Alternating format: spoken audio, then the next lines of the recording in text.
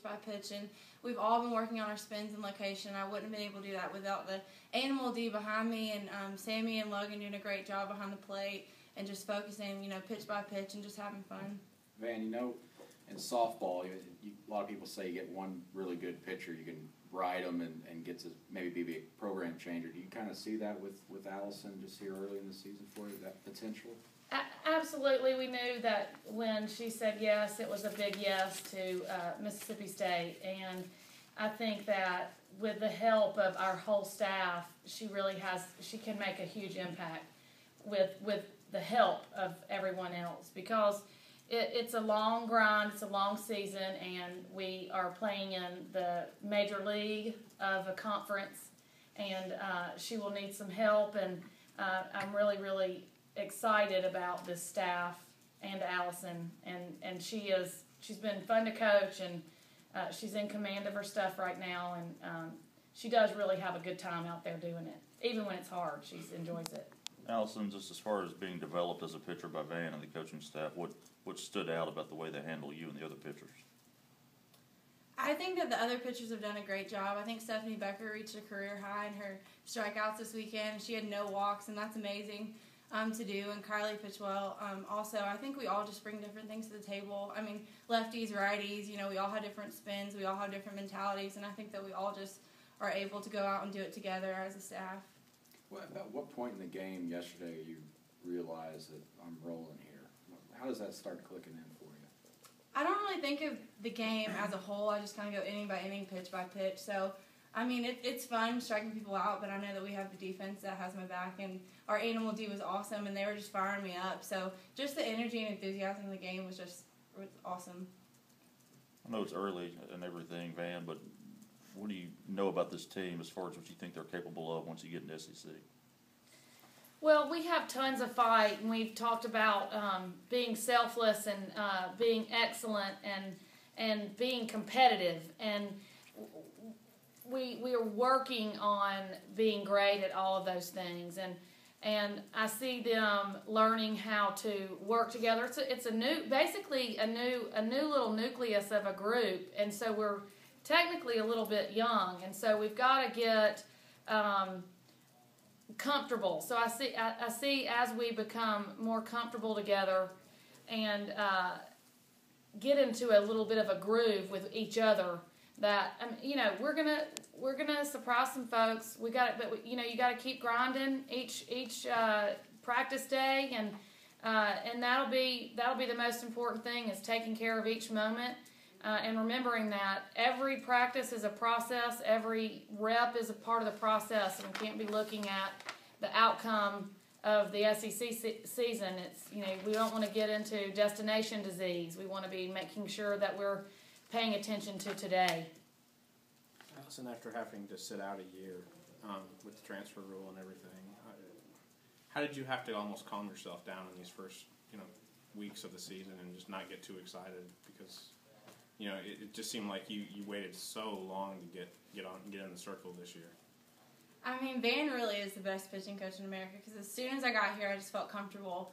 And even though the year sitting out, I mean, I was pitching to batters constantly. Like, I was always throwing to people. And during season, they kind of rode that on, because I didn't have to pitch in the game. So I pitched to batters all the time. And so whenever it was like an actual game, I just felt comfortable and relaxed, because I felt like I've been doing that all year long, trying to focus on making practices game-like and stuff like that. But, I mean, it's just exciting. It's fun to be able to face other opponents and be able to be out there in our jersey and have that maroon on. So, I mean, it's just exciting.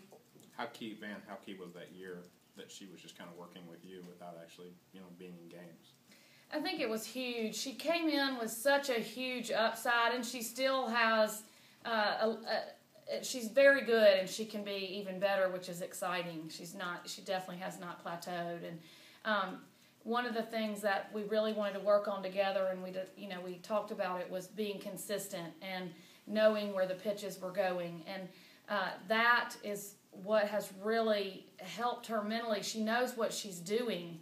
She's not just throwing a pitch up there, and she has fairly good command. When you have 107 chances to mess up or to do right, you're not going to be perfect, but she's in fairly good command of all of her pitches, and so that year we spent together, picking apart some of the mechanics that would help her know how to locate her pitches. And but she came in extremely talented already, tons of spin, and so with that and the additional working on locations, I think that year is why we're seeing such good outcomes from her this early in the season. 31 strikeouts in 14 innings is phenomenal. I mean, what is she doing that's causing the strikeout? Is it a certain pitch? In like baseball, you have great velocity. Is it great velocity, a certain pitch she's throwing, or what? Because that's just phenomenal. It is. It's incredible, and it doesn't matter if you're playing, the Bad News Bears or the Boston Red Sox. That many strikeouts is remarkable, and she's doing a great job. She's smart. She thinks about the hitter. We talk about watching bat paths. So she spins the ball very well, and the spin, she's got control over almost all of her spots and locations. And when you can manipulate one pitch in several different locations, if you've got somebody biting at a pitch and then you just move it a hair and make it just a little bit different, it keeps the hitter's timing off, and that's something Alison innately has. It's inside of her. She understands that it doesn't take much to mess the hitter up. It just takes just a little bit different of a spot. Maybe it's the same pitch, but we move it higher, or we move it a little bit off, or we move it a little bit under, depending on the bat path. And she's just smart and spins the ball really well, and she's competitive. And she doesn't let it, there's a million things. She doesn't let it get to her. She stays focused, she stays driven, and rolls with the punches, and she stays calm and in control of herself, and she helps her teammates do the same. She's smart and in control of her pitches, and it's fun to be a part of. Well, you say she can put it anywhere she wants to. Does she have movement on it? Yeah, that's when I talk about the spin. Yeah. The spin is what's I'll tell you, like I tell my campers at camp. Everybody repeat after me. Snap creates spin. Spin creates speed or movement. That's what I make the campers do. So her spin, the spin that she's putting on the ball, you can hear it, and it's cutting and up, down, side to side, off speed. She's got one thing that sets her apart is that she's got a couple of off speed. She throws a couple of different speeds, and that's helpful. Anytime you can throw 3 speeds, it's hard for the hitter to get on time. So the ball's moving. Otherwise, they would hit it for sure. How do you feel about your offense so far in the early season? Are you talking to me? Yes. Okay. I was like, she doesn't hit.